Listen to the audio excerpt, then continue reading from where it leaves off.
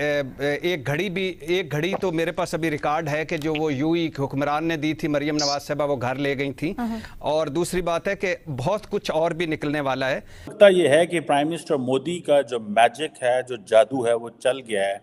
और आज सुबह जब इंडियंस उठे तो उनको ये बताया गया कि जो 8 नेवल वेटरन्स थे इंडियन नेवी के, उनको कतर की अथॉरिटीज़ ने रिलीज़ कर दिया।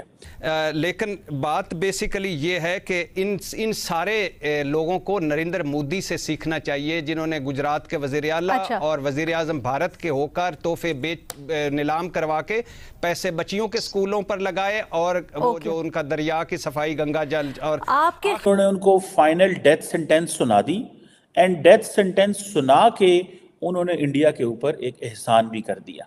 ठीक है, सो इट्स वेरी क्लियर। ठीक है, but remember, for the government, for the prime minister, अपने लोगों को बचाना जो है ना, that is the most important thing. नहीं, फॉरेन इन्वेस्टमेंट का क्या फ़ायदा? आपके मुल्क का कर्जा नहीं उतर रहा तो आप दूसरों को दी जाए पैसे, तो हम क्या करेंगे फॉरेन इन्वेस्टमेंट का? फ़ायदा तो तब है जब आपके पास फ़ॉरेन से यहाँ इन्वेस्टमेंट आए। आपकी टूरिज़्म ख़त्म हो गई, फ़ॉरेन से लोग आते थे, वो आपने ख़त्म कर दिया। आपके पास फेस्टिवल था बसंत, वो लोगों ने ख़त्म करवा दिया। ये कॉम्प्लेक्स इंटरडिपेंडेंस है। ठीक है जी, कि आप इतने ज़्यादा डिपेंडेंट है एक बंदे के ऊपर, एक चीज़ के ऊपर। इसीलिए पाकिस्तान को भी अक्सर इनकरेज किया जाता है कि इंडिया के साथ कारोबार करें, लेकिन हम उस वक्त ना ये चीज़ें कर सके। बट लेट्स अंडरस्टैंड कि just before the elections prime minister Modi one a huge diplomatic success. ये बहुत बड़ी डिप्लोमेटिक कामयाबी है, क्योंकि उनकी जीडीपी देख लें, उनके यहाँ आप टेक्नोलॉजी में जो तरक्की हुई है वो देख लें। लोग गाड़ियों में अक्सर कंपैरिजन करने बैठ जाते हैं, जी वो गाड़ी पाकिस्तान में इतने की है, वहाँ पे इतनी, भाई 2.5 लाख की, यहाँ पे 30 लाख। उसमें आप कंपैरिजन इसलिए नहीं कर सकते कि हम जितनी गाड़ियाँ 3 साल में बनाते हैं, वो एक दिन में या 15 दिन में उतनी क्या बात कर रहे हैं। बहुत सारे ऐसे लोग जो उस तरफ रहते हैं बॉर्डर के कश्मीर, उनके साथ हमारे कनेक्शन है, हम से वो कहते हैं कि ठीक है इंडियन एक तरह से ऑक्यूपेशन है, लेकिन पाकिस्तान के निस्बत हम बेहतर हैं in terms of infrastructure, in terms of education. বন্ধুরা, এটা তো আপনারা সকলে জানেন যে ভারতের 8 জন পূর্ব নৌসৈনিকের মধ্যে 7 জন কাতার থেকে সেফলি ভাবে ভারতে ফিরে এসেছে। আপনারা শুনে অবাক হয়েছিলেন তখন যেদিন কাতারের তরফ থেকে ভারতের 8 জন পূর্ব নৌসৈনিকের উপর মিথ্যা আরোপকে লাগিয়ে তাদেরকে মৃত্যুর সাজা ঘোষণা করা হয়েছিল। আর সেই সাজা ঘোষণার পরে থেকে বিশেষ করে পাকিস্তানের পূর্ব পাকিস্তানিরা অনেক আনন্দিত হয়েছিল। কারো কারো কাছে ঈদ পালন বলে মনে হয় সেই দিন, আবার কেউ কেউ তো পাকিস্তানের তরফ থেকে বেশি পূর্ব পাকিস্তানের মানুষগুলো লুঙ্গি তুলে নেচেছিল। তারা বলেছিল আমরা অনেক হ্যাপি। কিন্তু যখনই এই খবরটি বেরিয়ে আসে যে ভারতের ক্ষমতার সামনে মাথা নত হয়ে কাতার সরকার ভারতের 8 জন পূর্ব নৌসৈনিককে মৃত্যুর সাজা ঘোষণা থেকে স্টপ দিয়ে তাদেরকে সেফলি ভাবে ছেড়ে দিয়েছে, তার মধ্যে 7 জন ভারতে ফিরেও এসেছে। তারা ফিরে এসে ভারতের এয়ারপোর্টে এসে ভারতের নরেন্দ্র মোদীর স্লোগানকে দিয়েছে। তারা বলেছে ভারতের প্রধানমন্ত্রী নরেন্দ্র মোদী ছাড়া এটা কখনোই সম্ভব নয়। যেটাই হোক, আমাদের ডিপ্লোমেসিকার ভারতের কতটা ক্ষমতা সেটা তো গোটা বিশ্ব একবার দেখে নিল, সাথে জনমদখনী কাঙ্গাল পূর্ব পাকিস্তানি সহ পাকিস্তানিরা। আর এই বিষয়টাকে নিয়ে এখন পাকিস্তানের ভেতরে একটাই চিন্তা। যেই দিন ঘোষণা হয়েছিল সেই দিন তারা একটাই কথা বলেছিল যে কাতার কখনো কাউকে মাফ করেনি, এদের মৃত্যু সাজা ঘোষণা হয়ে গেছে, এদের শাস্তি অনিবার্য। পূর্ব পাকিস্তানের অনেক আনন্দিত হয়ে বলেছিল আমরা তো এটাই চেয়েছিলাম, ভারত টুকরো হোক, ভারতের মানুষকে এইভাবে যেন সাজা দেয়া হোক। কিন্তু যখনই সামনে খবর বেরিয়ে আসে কাতার এদেরকে সম্পূর্ণ ছেড়ে দিয়েছে ফ্রিলি, তখন থেকে পূর্ব পাকিস্তান আর পাকিস্তানিদের ভেতরে ঘুম নেই। এদের কমেন্ট সেকশন, বিশেষ করে সোশ্যাল মিডিয়া গেলে এই সমস্ত পোস্টের নিচে আপনারা গেলে দেখতে পাবেন যে এরা কতটা আনহ্যাপি, কতটা চিন্তিত। এই সমস্ত মানুষগুলোকে জানায় এক বালতি সমবেদনা। যেটা হোক, পাকিস্তানি ঘরের ভেতরে এখন জোরসোরে এটাই চর্চা হচ্ছে এটা কিভাবে সম্ভব। বন্ধুরা, আপনারা পুরো ভিডিও ক্লিপটি দেখে নিন, পুরো ভিডিও ক্লিপটির মজাটিকে ওঠান।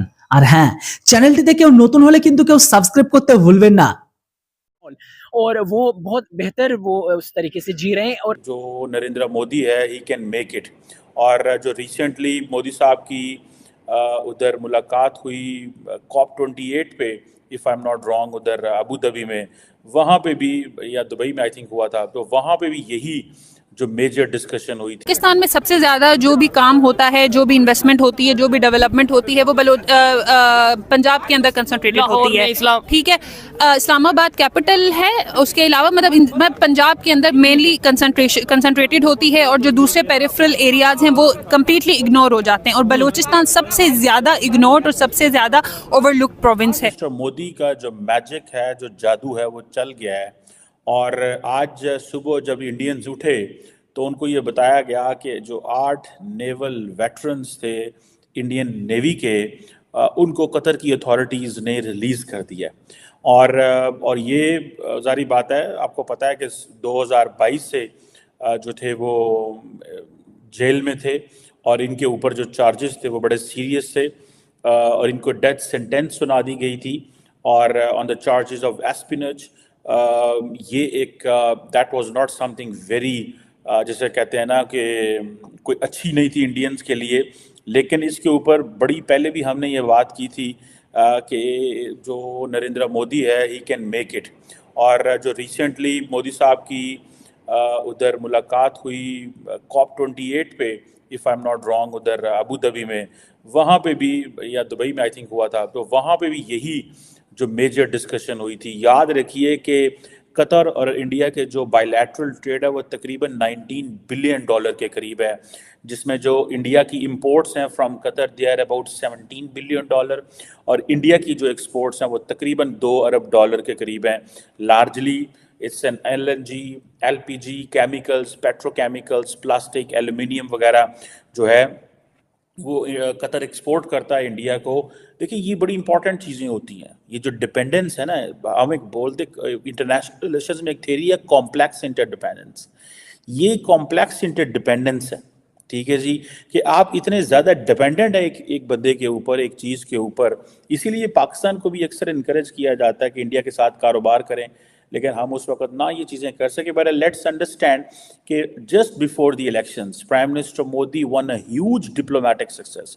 क्या समझते हैं, एक साइड पे हम कहते हैं हमने इंडिया साइड कश्मीर के ऊपर भी जो सा ना वो हमने जाना है, वहाँ पे जो सा आज़ाद करवाना है, ये करना है। वहाँ की डेवलपमेंट की बात करें, आप गिलगित बल्तिस्तान से हैं, आपके उस साइड पे लद्दाख होगा, वहाँ पे हम ये सुनते हैं 3G के ऊपर वर्क किया जा रहा है, वहाँ पे सड़कें बनाई जा रही हैं, 5G के ऊपर वर्क किया जा रहा है। क्या कहना चाहेंगे वहाँ की डेवलपमेंट लद्दाख में और गिलगित बल्तिस्तान में फर्क क्या देखते हैं? वेल हम देखिए ट्विटर के ऊपर बहुत सारे ऐसे लोग जो उस तरफ रहते हैं बॉर्डर के कश्मीर, उनके साथ हमारे कनेक्शन है, हम उसमें से वो कहते हैं कि ठीक है इंडियन एक तरह से ऑक्यूपेशन है, लेकिन पाकिस्तान के निस्बत हम बेहतर हैं in terms of infrastructure, in terms of education facilities and all, और वो बहुत बेहतर वो उस तरीके से जी रहे हैं। और जहाँ हमारी बात है गिलगित बल्तिस्तान की, तो वो आपके सामने है, जो हमारे चार्टर ऑफ डिमांड्स आप पढ़ ले, उसमें कितने ग्रेव इश्यूज हैं कि जो बेसिक फंडामेंटल राइट्स हैं उन्हीं से हम महरूम हैं।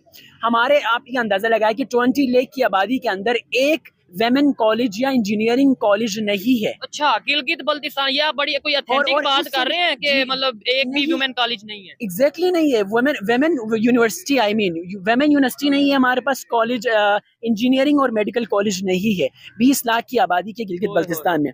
और ग्रेवेस्ट थिंग अबाउट इट कि हमारे सामने से सीपेक ओरिजिनेटिंग वो पॉइंट गिलगित बल्तिस्तान है, सीपेक के उसमें 5G जो नेटवर्क है जो सबसे फास्टेस्ट, वो हमारे सामने से गुजर के जा रहा है, लेकिन हमारे पास